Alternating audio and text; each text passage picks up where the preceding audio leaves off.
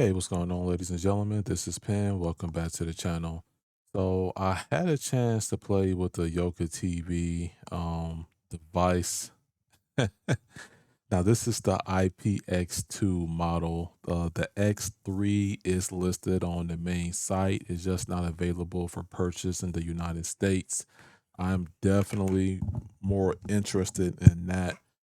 This, to be honest, doesn't really impress me. Now I'm going to go through the Yoka TV online setup. I cleared the data. I'm pretty much just walking you guys through what you're going to see. Okay. So, matter of fact, I'll just do this. I'll clear it again, just so it can be fair for stop it. There we go. Okay. So, Yoka TV online, right? And when you boot it up, it just gives you a warm reminder. So they don't provide any TV source. That's up to you. So next step. So you have three styles to choose from. I like this. Some of you veterans are definitely going to be more familiar with this Linux Classic, where you're adding FC, Portal. You even have the ability to scan the QR code. You can edit account, add manually, settings, local import, delete, things like that. So that's cool. Then some of you may be familiar with the Android. This is your stalker, your extreme codes, and your ability to add an M3U. And same thing with this classic. It's just more colorful once it loads it up. So what I'm going to do to the best of my ability without bringing too much heat to this video, that I'm going to get the extreme codes dialed in once again, and then we'll just move on from there. I will pause the video for this just so you're aware. All right, so got my information in. So this is what it looks like. You have live TV, movie, series, you have a favorite, and you have a history section. Now I'm going to go to settings, and you can choose your different portals. You can change the password. There's a play setting here, the data refresh rate. You can have it to where the live and VOD, the auto update settings, that's your personal preference. Directly enter live TV, that's off by default. Player settings. So they're using the EXO player. Then there's something called the IJKP or the IJK player. I don't know what that is, to be quite honest with you, but you want to stick with the EXO player. That's the default on things like a Plex, an MB, Jellyfin, things like that. And you do have the ability to record, and then they have a file path already set up internally on the device. Now, it does come with 32 gigs of internal storage. So if you want to plug up an external hard drive to this device, you can add the path or edit whatever you wish to do. I don't know what your recording workflow is like.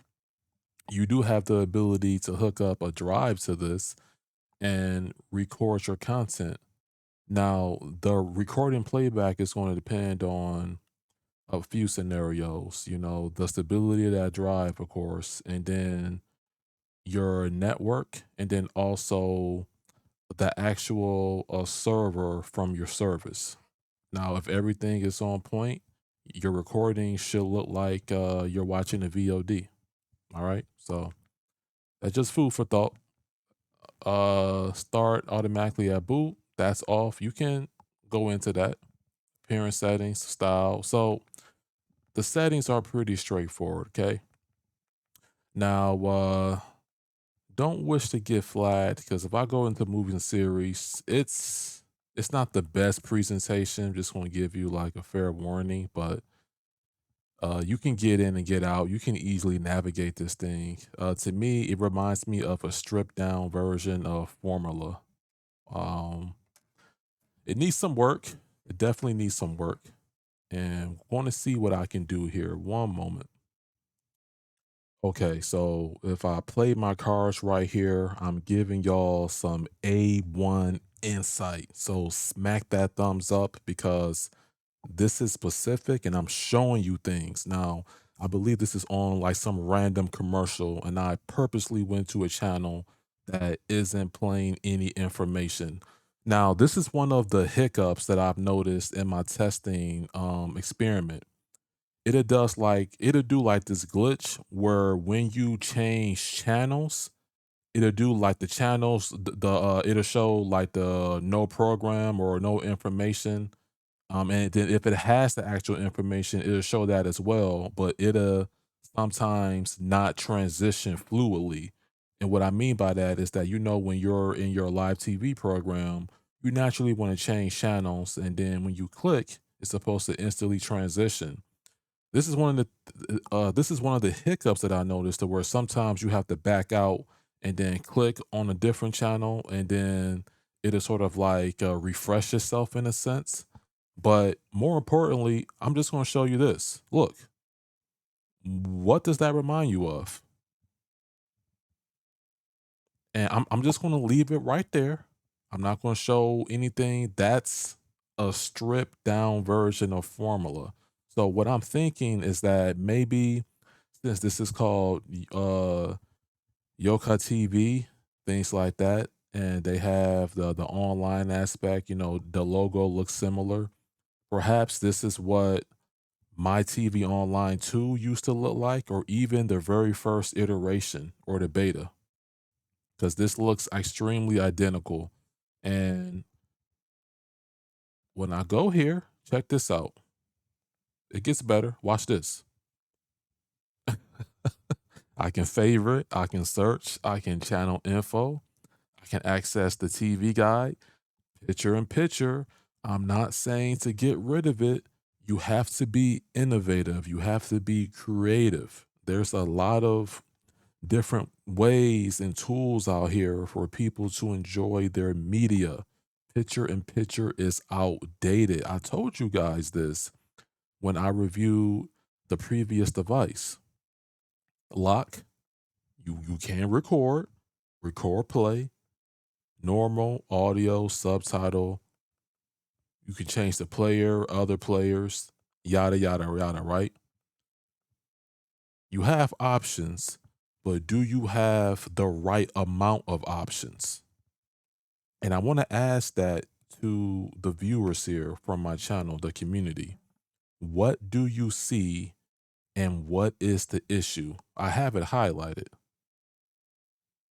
Picture in picture needs to be thrown out, or it needs to be added in addition to a multi viewer.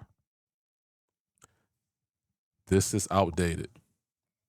At this current state, I will not recommend this if you like options. Now, if you prefer a simple experience, oh, well, I don't watch too many channels at a time. One is good enough for me. It's a bit glitchy. It's not as stable as the other competitors, like a Buzz or Formula.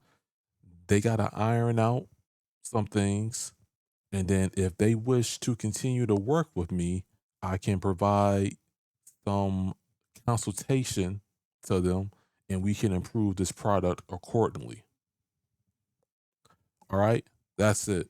Bottom line, you got to work on your software, and I'm looking forward to the IPX3. I want to see what you did with it. Um, this ain't it in terms of production ready for my home theater entertainment, but it could work for you. Until next time, peace out. Thank you for watching and take care. Goodbye.